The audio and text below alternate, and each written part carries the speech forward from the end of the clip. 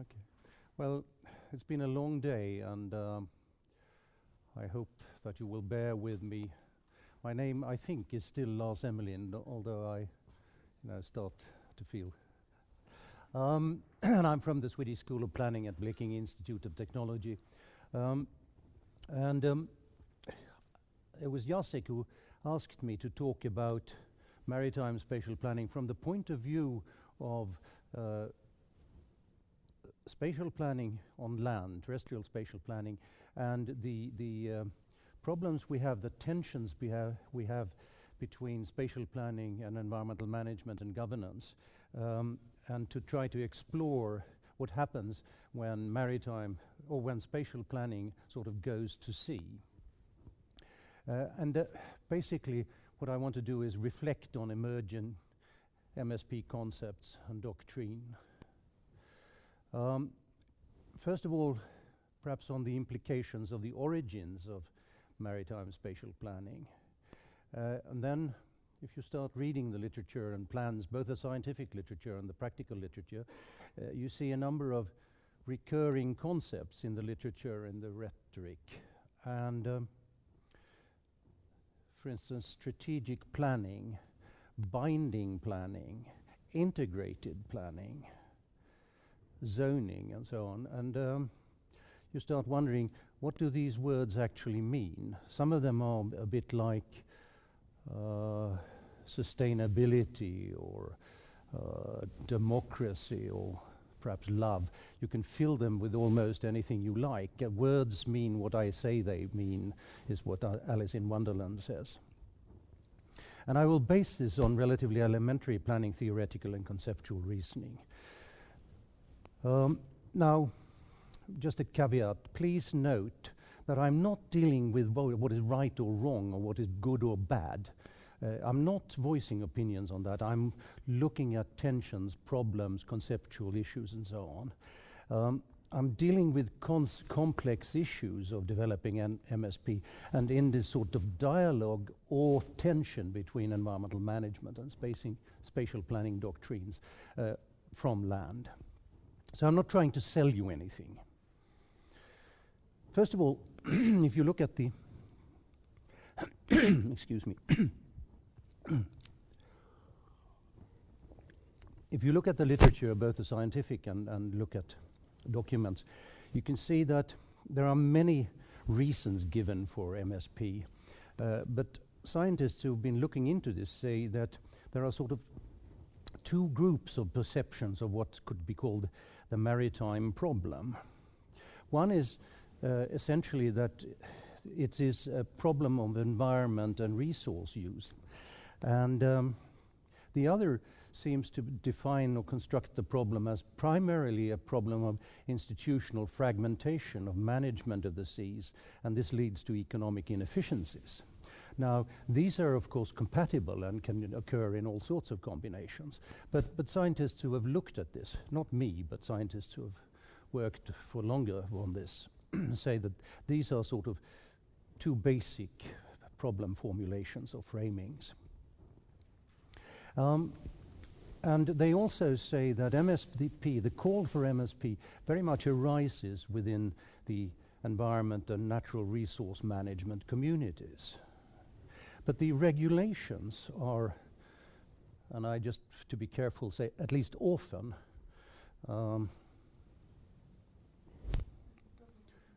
yeah, I know it's a problem of connectivity. It'll come back. But the regulations are often transposed from spatial planning, and so there is this question of how much, what is the relevance of spatial planning on land?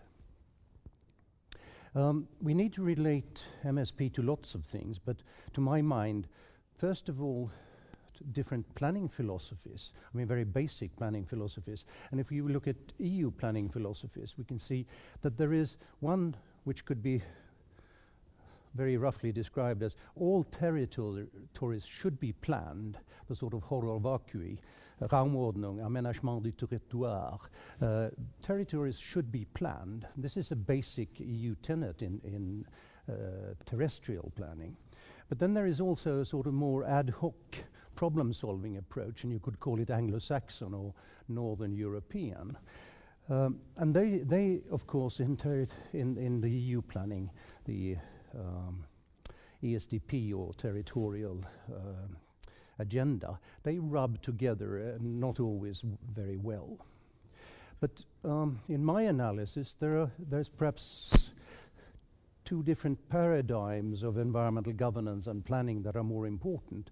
And I've called this, and I'll come back to this, the environmentalist paradigm versus a planning or planner's paradigm. And I'll come back to what I mean by these.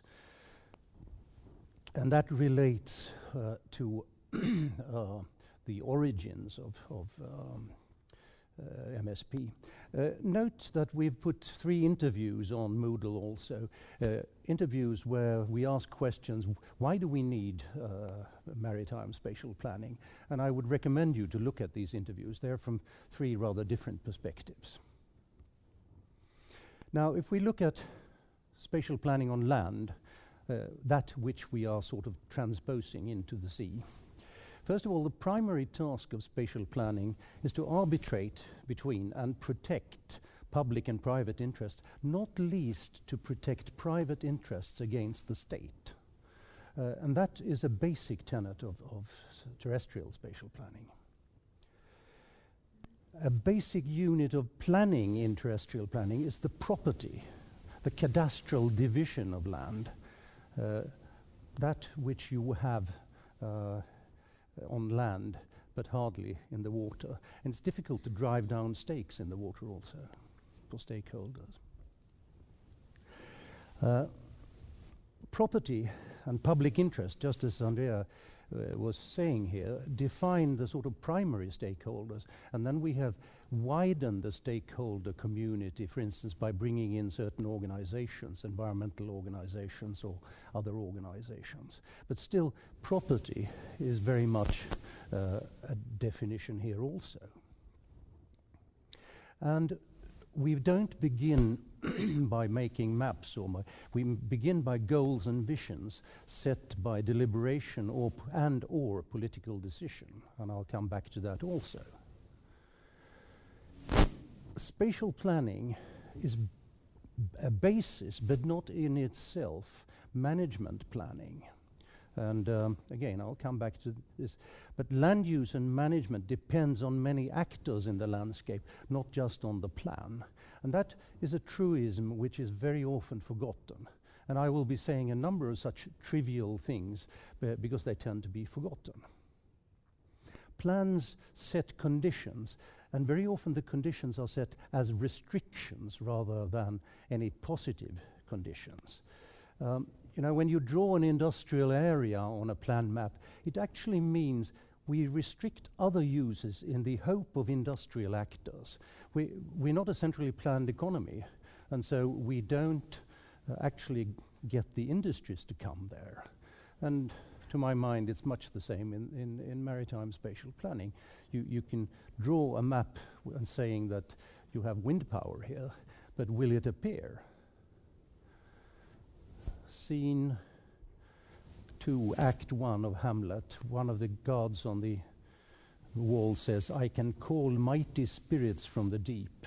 And the skeptical god says, "Yes, but will they come when you do call them?" We've seen variations on what I'm going to show you, the planning at different levels, from sort of strategic levels or program. Well, I can see them at least. From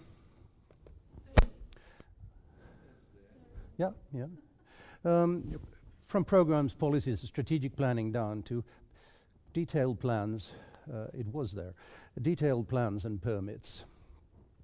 And now these levels, of course, as you have shown in many presentations, they correspond to geographic and administrative levels, to time frames, amount of detail, etc. They basically answer different questions, these levels, and very simply, the sort of strategic questions, if, what, why, and then where, and then how, when, and who. The chain of questions changes here. Now, the strategic level in most planning systems is based on administrative boundaries. And the binding level, the lower levels, are based on property and cadastral patterns. And this is a sort of thing to remember, because first of all, it begs the question, what is the maritime equivalent here? And it seems, that is reinforced by many of your presentations, that MSP is developed at high geographic and administrative levels, for obvious reasons, if you want to make strategic decisions. But that begs the question of what is binding planning? What does it mean when MSP is claimed to be binding? And you see that in the literature, that the planning is binding. You have problems of to whom is it binding? Who is mandated to weigh these interests? This is very clearly regulated in most cases on land. At high level, you need flexibility because there's going to be new knowledge and new uses. In the 70s, Sweden tried a national physical planning, and immediately it was finished and published. Two new uses which had not been anticipated came up. One was building of oil drill platforms on the west coast. And that is sort of typical of the situation of a planner. If you try to be very specific, very precise, then you're going to run into all sorts of surprises all the time. So flexibility and new uses, new knowledge is sort of contrary to the concept of being binding. Normally we say also that we should not burden the high level and the long-term strategic planning with details. And in order to be binding, that is, in order to be clear to other actors, you need a certain amount of detail. There's also the question of harmonizing with permit processes. How much is this sort of strategic level actually harmonized with the detailed permit processes? And what about the right to appeal? When you say it's binding, what does that actually mean? Can you appeal, or how do you appeal, and so on? What we do on land is we normally do the binding planning at a low geographic and hierarchical level, because you can have sufficient detail, you can have the planning authority can be mandated to balance interests, and you can harmonize with permit processes.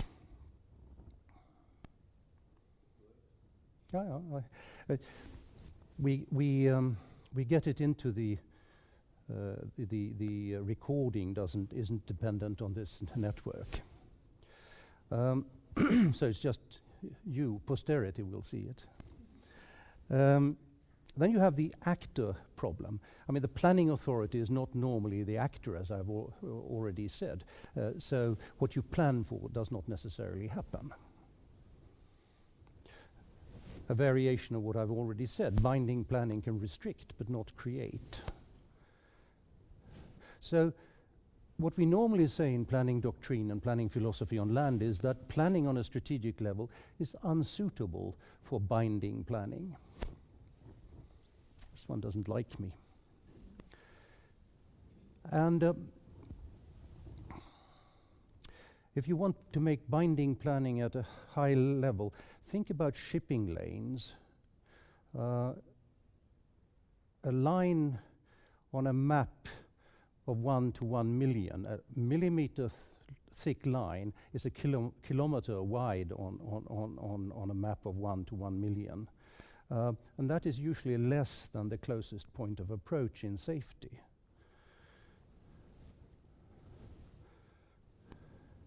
Or think of emerging wave power technology. Do we know enough? I mean, this is a variation of what has also been discussed. Do we know enough to say where wave power is supposed to be?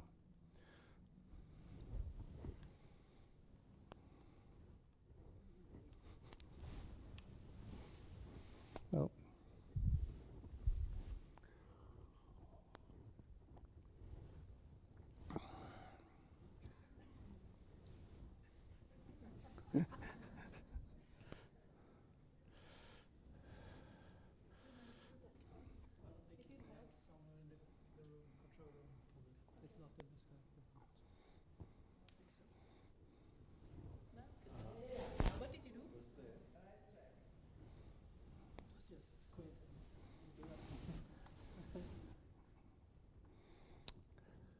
Shall we just try to say a curse or a prayer or something?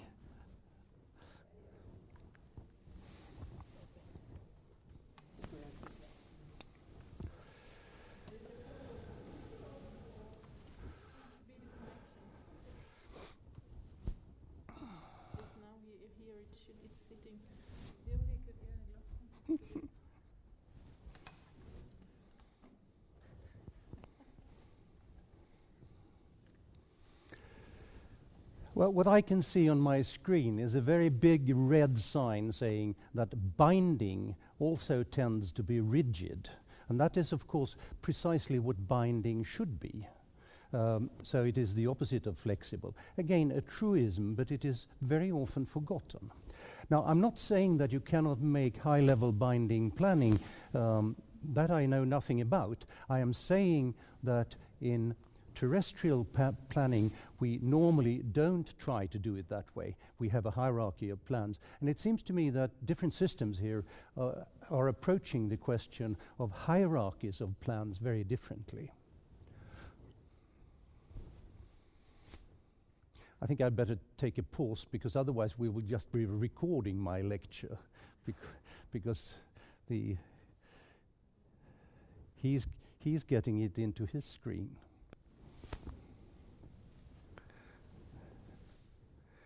So let's see. Anybody want to object? It won't be recorded. Anybody want to object? Ask a question.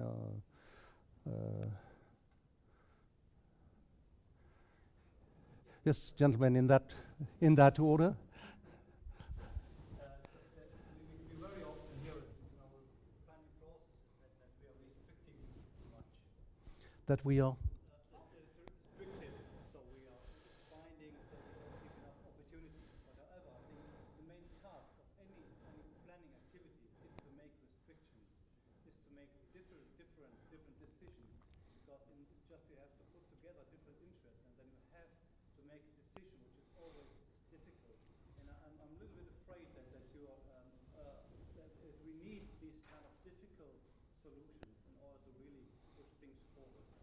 And this, I don't see the binding problem so critically as it's usually for our understanding. So this is what we are planners, because we make decisions, and it's good to have power. Mm. Opposing interests might think otherwise.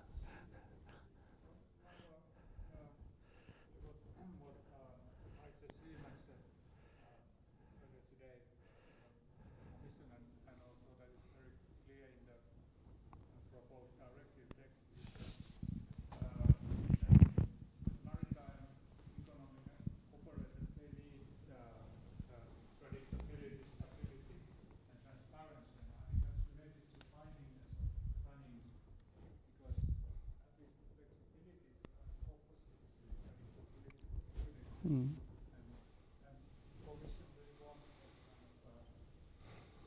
Mm. Strategic, on the other hand, it's strategic high-level planning, but it should also be very rigid in a sense, or at least for a certain period of time, so the operators can rely that if we invest there, that we can operate there. Mm. I mean, this is Odysseus' problems, really. You bind yourself to the mast in order not to change your opinion. And this other actors need that sort of stability. But that, on the other hand, argues against the need for flexibility, the need to take in new knowledge, and so on. It's a real paradox of planning. And the only thing I'm reacting against is the statements that you see in various places that we should make binding high-level planning. It is more difficult than just saying this. You know, I'm not really, as I said, I don't have solutions, I don't have methods. I'm just inviting you to share my confusion over all this. I mean, in fisheries management, you have common fisheries policy where they are adapting the quota and saying, now the quota is full, no more fishing and so on. And this really makes things very difficult for the fishermen. and in that, but this is actually binding maritime use regulation, and that would be an example. And the question is whether this kind of planning is appropriate to deal with that, or if it is appropriate to say,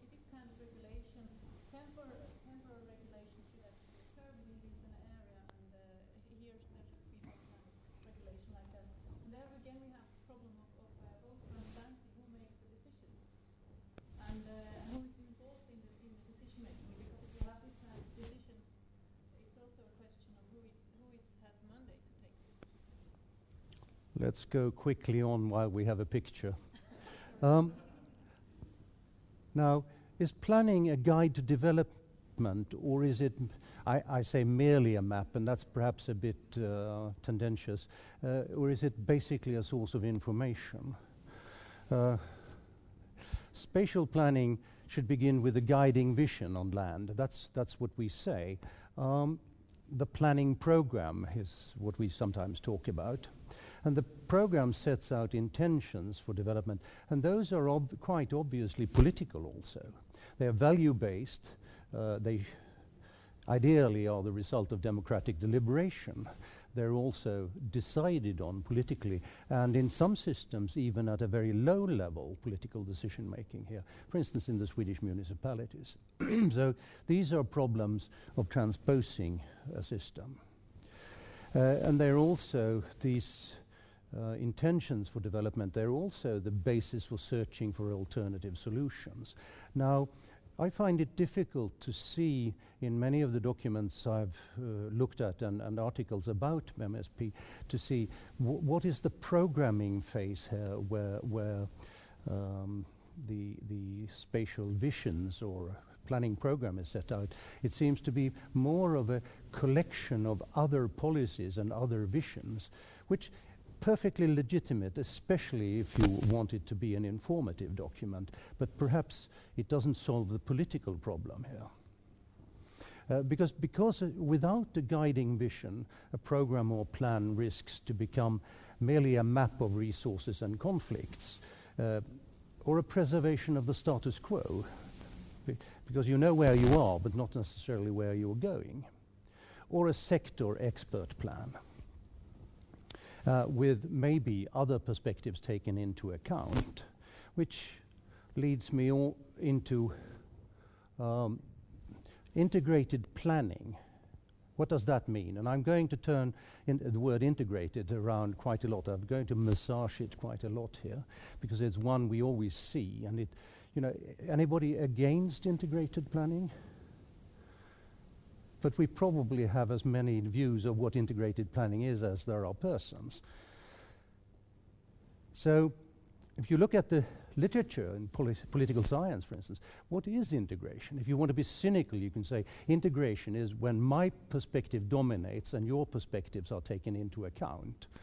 But what does the political science literature say? Well, one thing, and the sort of most complete integration, is where the integrated policy becomes a legitimate part of the plan, and it changes priorities, regulations, administrative structures, modes of work, and ultimately changes the organizational and professional culture. When we actually manage to integrate into our dominant perspective, because we, regardless of whether we are environmentalists or planners, we come in with a dominant perspective. Now, I'm not sure that when we talk about integrated planning, we actually mean that this is the goal. A lower level of integration is where the integrated policy is boundary setting to plans and actions that does not affect the core of the policy area of the plan.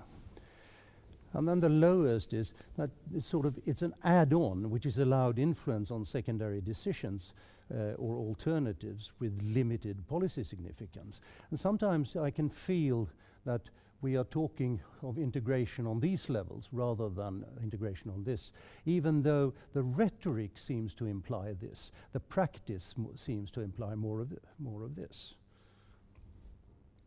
And of course integration will depend on the perspective of the policy area responsible for the plan. That is part of the environmentalist critique of spatial planning on land. It's too many architects and too many planners who design the world and take too little environmental consideration. The perspective of terrestrial spatial planning has been Raumordnung or Aménagement territoire or architectural designing cities, for instance. And also, of course, the strength and specificity. How much power can these other policies bring to the area? Because ultimately, planning is a question of power. Again, something very, very obvious once you say it, obvious to the point of triviality. Integration on whose premises? Well, maritime spatial planning is supposed to integrate and arbitrate between interests in an environment, same as on land. But historically, we have managed it separately. It's been activity-based policies and regulation, shipping, fisheries, and so on, what is sometimes called the decision silos. But it's also, historically, the sea has been seen as a commons with activities overlapping in time and space. They do so on land also, but the question, of course, is what is transferable here? So MSP definitely is a power struggle over modes of integration, just as spatial planning on land, but different power struggles. So are we talking about true integration, or integration as incorporating other interests into a dominant perspective? And I guess some of you at least are thinking of the ecological perspective, or the ecosystem approach. But you have others. I mean, an English researcher, Jay, has looked at the struggle between navigation and location of wind farms, for instance, in the Netherlands, which is an important struggle where energy policy is becoming strong, and the navigation interests think that energy policy is sort of encroaching on the safety and territory of navigation. If your perspective is environmental, perhaps the exploitation interests will think that environment protection wins out over exploitation. A crucial question, of course, since it is a power struggle, will other interests accept integration into the ecosystem perspective? Other ministries? Thomas, do you think that the Ministry of Finance or the Ministry of Development actually loves the ecosystem perspective?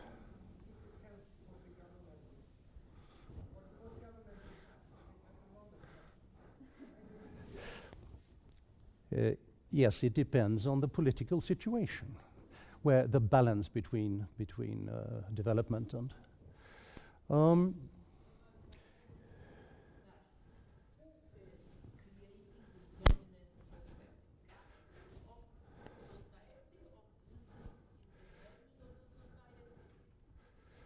sorry, I didn't hear the start of the.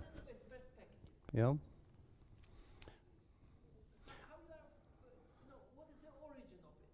The dominant perspective, because you are telling that integration is the dominant perspective, you must integrate something else. Yeah, but the dominant, yeah, right. So the question is, when I talk about dominant perspective, where does it come from? What is it? And I'll come back to that in a moment, but the dominant perspective in different systems is going to be different in different systems because of political reasons or because of different professional cultures or whatever. So I'm just talking about the problem of a dominant perspective, regardless of what it is. And in spatial planning on land, it has tended to be a planner's, spatial perspective as opposed to a functional perspective. We had, and that's why we talked in the 1970s in terrestrial planning in Sweden about ecological planning and ecological attitudes to planning. There was a lot of talk, and they then disappeared. They never made it into the legislation. But it was an attempt by environmentalists and ecologists to try to break into the dominant architecture spatial planning perspective in especially comprehensive planning and local planning. So now the same is happening again with environmental ecosystem perspective and space planning perspective, meeting here also in Baltic Sea area. Yeah, and my point is that planning environmental management is at the interface or a power struggle between two different worldviews or paradigms or cultures. You can call it whatever you like. And my next few slides are based on empirical research that we did on planning and environmental management cultures in the terrestrial environment. And I'll just summarize this very briefly. One is what I call the planning paradigm. In the planning paradigm, legitimate decisions are based on deliberation and consensus. Deliberation and consensus. Subsidiarity is an important problem. You solve problems from below because there is this view that people who are close to the problem know more about the problems, which is a good reason for subsidiarity. It's also, of course, a saying that the soldier in the trench doesn't know enough about the war. You have to be a bit away from the front to know about the war. If you look at leading figures of thought under this, change and development. My old planning teacher used to say that if you don't have change or development, then you don't need planning. You don't need to plan for the status quo. I mean, he wasn't quite right, because you may need to plan for conservation, for instance. That is restriction planning, for instance. And if you look at how sustainable development is described, it's very much seen as a process of continuous negotiation, and I'll come back to that after having looked at the other paradigm. Legitimate decisions are based on scientific knowledge and central overview. Now, if some of you tend to think in terms of right and wrong, is this right or is this wrong? And the answer, of course, is neither or both, because different problems need to be handled in different ways. You don't really want to vote on whether arsenic is poisonous, but you might want to vote locally on whether you want to preserve a certain area. So this power struggle that we have, where one side tends to think the other is wrong, is of course not constructive. We need both. But very much also rationalist decision models and tools is part of the environmental management. Conservation is a leading figure of thought. We need to preserve, and if you look at the Water Framework Directive, also we need naturalness is a criterion, which it isn't in this paradigm. Naturalness is a sort of standard. We should get the quality of surface waters back to natural conditions. And sustainability is seen as a stable state to achieve. We have solved environmental problems. In Sweden, we have 16 national environmental objectives, and the rhetoric is that when we have achieved these objectives, we will then have the sustainable state, but of course the only thing we know is that when we solve one problem, another one will crop up. Probably we will even create another problem. You know, when you increase the temperature in order to decrease emissions of volatile cancerogenic substances, you get more nitrogen oxides instead. So, as we say in Sweden, wherever you turn, you always have your backside on your back. And let me illustrate these two views of sustainability, because they're fundamentally different. In the planning paradigm, the negotiation, and this is basically the Brundtland model, the ecological, or it was the Brundtland model. The ecological, the social, and the economic components should be negotiated against each other. And this is a continuous process of negotiation. The environmentalist paradigm and limits to growth in 72, for instance, and the Swedish environmental objectives, they say that they tell us what nature can tolerate. So the ecological is outside the social and economic. And of course, integration here means some sort of integration between three perspectives. Here it means integration within a perspective. And that, since you asked about dominant perspective, here is definitely a dominant perspective that nature sets limits. Now, of course it does, but are they narrow enough to be helpful to us, or are they so wide that they are really of no practical importance to us? I don't know if you've seen there's a fairly famous article in Nature by 20 authors or something, but Johan Rockström as the first author, where they have a figure of planetary boundaries. And you can start wondering, how have they measured these boundaries? And biodiversity is the boundary that we have completely exceeded. Now, the measurement is that there are more extinctions now than in the geologically most active periods. But as, for instance, marine biologists will tell you, there are some species that are so rare that they probably have no function. I mean, they may be interesting to the people who collect stamps, but not to the functionality of the ecosystem. Deliberate perspective and the ecosystem approach, if I sort of a bit demagogically put two labels on these. Now, my contention, and fortunately not only my contention, but quite clearly in the literature, the scientific analysis done by people who have been researching this for a long time, and not just somebody who was read up for a lecture. MSP is very largely based in the environmentalist paradigm. A rationale from the environmental perspective. We have problems of environmental nature, we have problems of management. Fine, we do. I'm not saying that we don't. The ecosystem approach also very often talks about something that you could call ecological imperatives. The ecological circle is outside the social and economic. It also introduces the notion of natural borders of planning. We should just perhaps remember, those of us who studied ecology a long time ago, that the ecosystem has no objective reality. It is a contingent scientific delineation with variable scales in time and place. I remember Odom's textbook talking about the ecosystem of a decomposing leaf, for instance. So the ecosystems don't exist. You can't go out there and find them.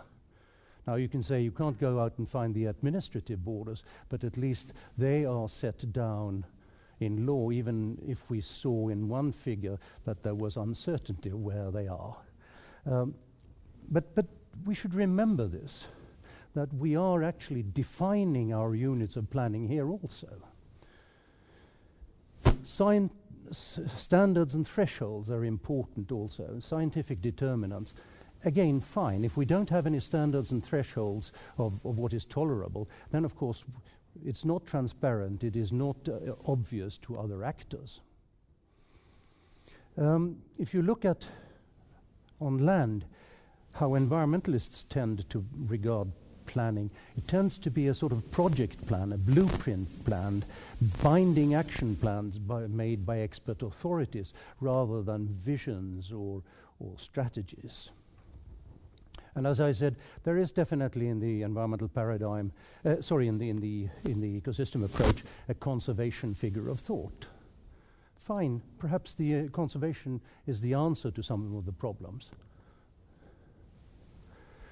The experience in the ecosystem approach and people who teach about it and so on is very much of planning and management in situations of control, reserves, national parks, Natura 2000, not the sort of fluid planning for actor interaction, for instance, but where the planning authority is also the management authority and has relatively good control over the territory. I'll keep harping on this of integration. Zoning is a method of planning that was very popular in rationalist and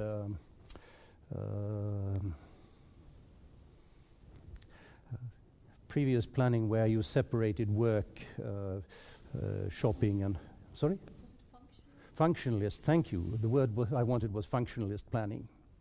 Now, zoning is very much a conflict resolution mechanism that is emerging in the MSP approach, and it's quite natural, especially if you look at it from the maritime community's point of view. A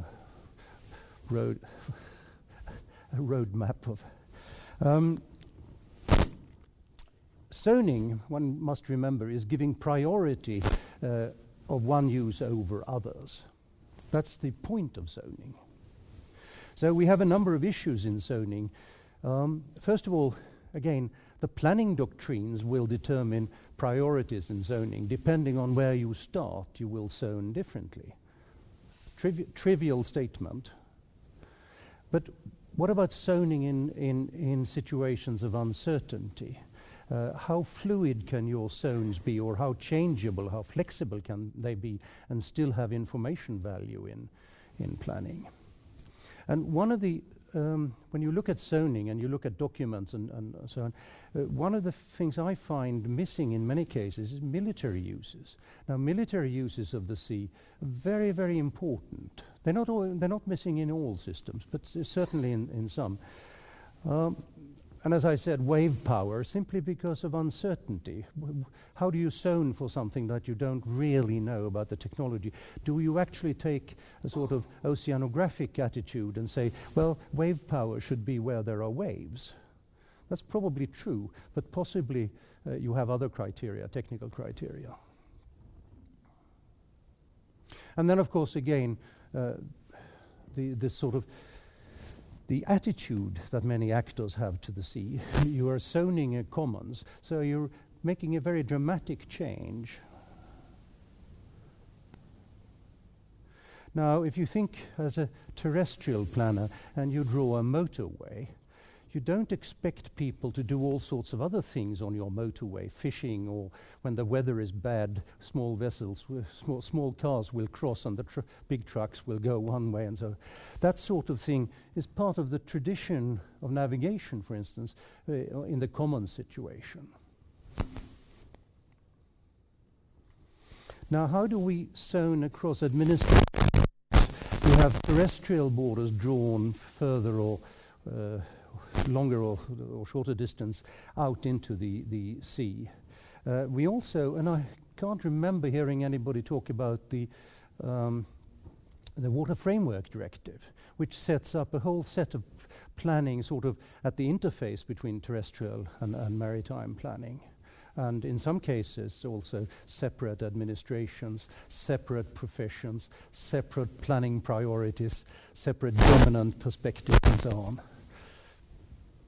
And coastal zone management also, of course. So how do we do? So sort of rhetorical question, is zoning a good tool as it was considered in spatial planning many years ago, or is it an illusion of imposing order on a much more complex environment? And some of the scientists who've been working are saying that we need a much more dynamic view of space and time than zoning. My answer to that is yes, but you still have to get it onto a plan map. It's fine sort of to talk about Lefebvre and French philosophers and so on, but ultimately it has to get down on a map or coordinates or something. So this is a rhetorical question. I certainly don't know the answer to that one. In a project that I was part of, we looked at contingency planning and terrestrial spatial planning, the interface here. Basically, there were three activities. Contingency planning, that is planning for oil spills, chemical accidents, and so at sea, and then planning what do you do on land to mesh with this planning, for instance, when the oil comes ashore or when you try to stop it from coming ashore. And so we had the spatial planning of the municipalities, then we have the contingency planning of the fire brigade, basically. And then you have environmentalists working out environmental atlases. And there was a very interesting interplay between these three. And what we found is that in the Baltic Masters 2 project, we found, first of all, of course, separate administrative responsibilities, also very different cultures. People in contingency planning, they're making framework plans within which they then make dramatic and quick decisions. I mean, contingency planning is very much planning for action man, or as the case is now in many Swedish authorities, action woman. Whereas spatial planning, well, you take your time and then the environmentalists chart all sorts of sensitivities. And the question is, how do we interface this? There are different time scales of updating, problems of compatibility of information, and unfocused information. I mean, people don't know the needs of the other two working here. Well, a simple finding of a fairly low-level problem, which can be quite complex. And I, just to hedge my bet, I put a question mark here, but it doesn't seem to be very much better in MSP than in this very simple case. So let's come back to the question, is MSP just terrestrial planning extended out into the sea? Is it sort of taking the planning handbook or the participation handbook and just add water? Well, again, researchers with more overview than I have say that much of the legislation and administration is actually just an extension of terrestrial planning. And we saw some very good examples of where you have the legislation, where you're trying to make new legislation, where you're trying to transpose the legislation and so on. So the situation is very different in different. But to quote one of these researchers, principles of participation are taken directly from terrestrial planning, and they are based on specific context of terrestrial property ownership, the nature of social and environmental impacts, community perception of development, etc. And the context of MSP basically is fundamentally different. I'm just quoting somebody to see that I'm not just making this up myself as I go along. Different nations, and we've seen this wonderfully illustrated also around the Baltic Sea, have different priorities, different reasons for MSP, widely diverging plan policies, doctrines, plan systems, territorial competences, and so on.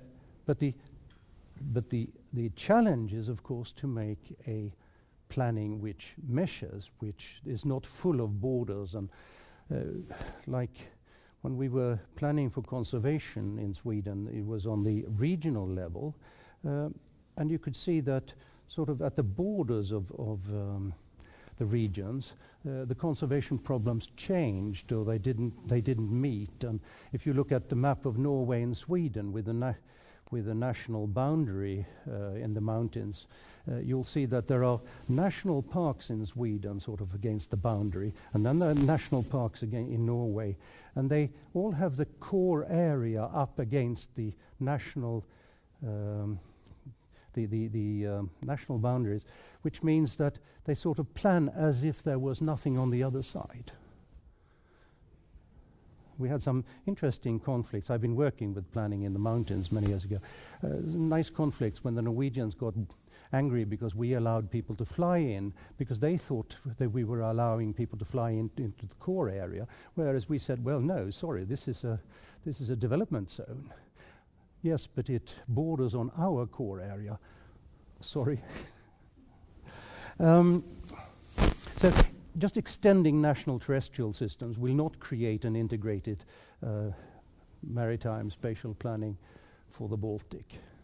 How's that for a trivial statement? Now, and there was an interesting exchange here earlier. The planning is under subsidiarity, so harmonization from the EU is at best at supranational level, or by guidance, or as we heard today also perhaps by funding.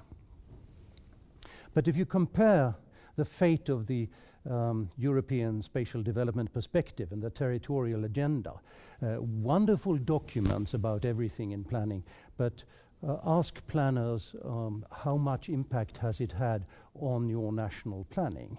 Well, planners in different countries will give you very, very different answers to that question. And basically, the people in the sort of aménagement territoire cultures will tell you that it hasn't had an impact, whereas the Scandinavians and the Brits will tell you otherwise, to make a very rough generalization. Now here is a figure that you all know very well, variations on, and it's just an illustration of what I've been saying. I mean, you have different systems, and in some systems are consistent, and some systems, let's not point out anybody, we have Sweden here. I mean, municipalities extend out here, and basically, I mean, my institute trains these people, and they are basically planning architects that are supposed to plan all the way out to the border of the exclusive economic zone. Well, you can reflect on the figure. I don't think I need to say anything more. And I mean, even the sort of strategic guidance and strategic manuals have different territories here. And now I'm just illustrating it on the surface. Nico Nolte in this morning showed how when you make it three-dimensional, it becomes even more complex, even in one country.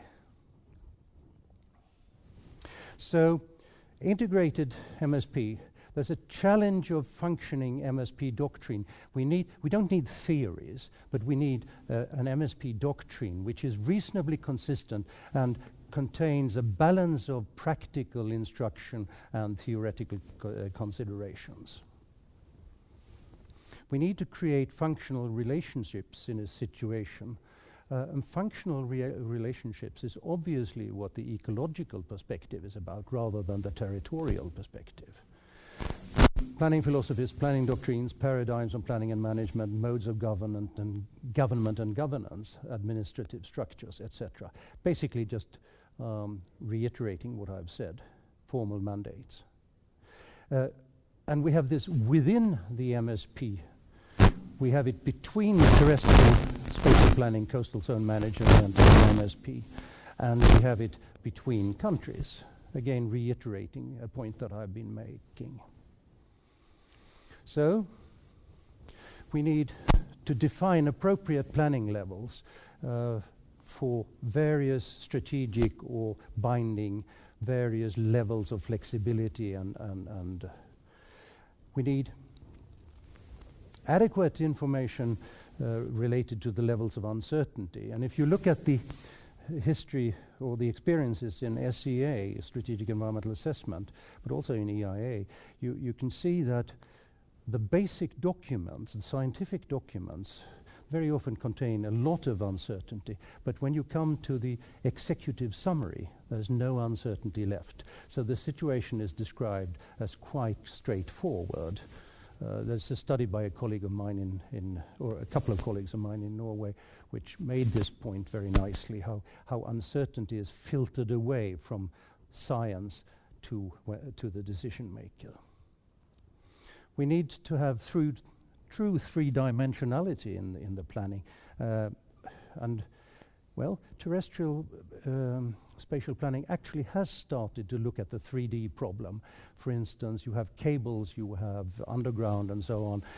When they built the metro in Copenhagen, they had to make restrictions, because if you build a metro to hold a certain load, and then somebody tears down the house and builds a very much higher house, that house will of course come down into the metro. So you have to regulate in 3 dimensions in terrestrial planning, but not to the degree we need in MSP.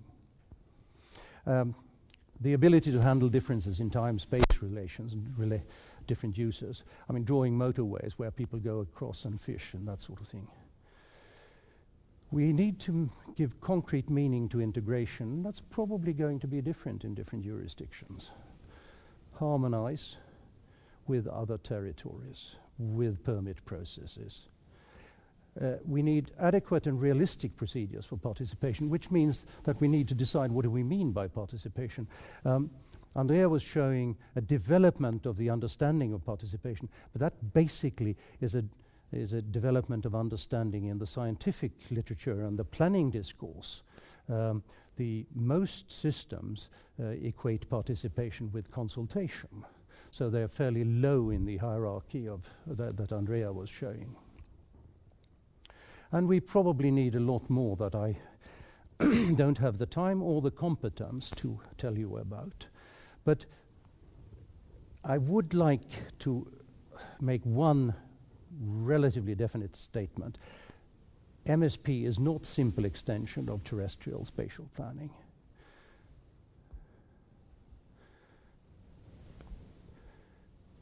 A constructive interplay between marine management and spatial planning of a new kind adapted for the maritime environment. And it's urgent. History is overtaking us while we chase the little dragons. Thank you very much.